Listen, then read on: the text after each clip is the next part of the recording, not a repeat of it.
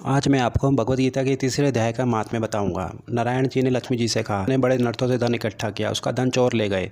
धन के वियोग में पागल होकर वह लोगों से पूछता फिरता था, मुझे एक ऐसा तरीका बताओ जिससे मैं पृथ्वी के में गड़ा हुआ धन निकाल सकूं।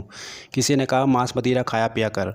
वह मांस मदिरा खा पीकर दुष्कर्म करने लगा। एक दिन चोरी करने गया, चोरों ने उसे मार दिया। वह प्रेत योनि पाकर एक वृक्ष पर दुखित और कलिष्ठ जीवन जीने लगा। वह कुछ काल उपरांत उसकी पत्नी के एक लड़का हुआ।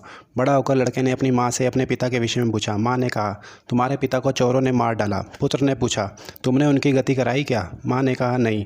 पुत्र ने कहा, तो मैं उनकी गति कराने गया जी जाऊँगा। इतना कहकर वह गया जी को चला गया। रास्ते में एक वृक्ष के नीचे बैठकर वह गीता जी के तीसरे अध्याय का पाठ करने लगा। उस वृक्ष पर उसके पिता प्रेत बनकर विचरण किया करते थे। तीसरे अध्याय का पाठ सुनकर वह प्रेत योनि से मुक्त हो देवदेह पाकर अपने पुत्र के सामने आ खड़े हुए और बोले, मैं तेरा पिता हूँ। तुमने गीता जी के तीसरे अध्याय का पाठ करके मेरी गति कराई है। तेरे 7 पितर पीढ़ी के पितर नरकों का दुख भोग रहे हैं। अब तीसरे अध्याय का पाठ करके उनका फल उनके निमित्त दे, जिससे वे नरक से गिरकर स्वर्ग को जाएं। यह कहकर वह विमान में बैठकर वैकुंठ को चले गए। पुत्र ने तीसरे अध्याय का पाठ करके उनका फल पितरों को दिया। वे नरक से छूटकर स्वर्ग को प्राप्त हुए। धर्मराज के पास दूतों ने आकर कहा कि नरक खाली हो गया।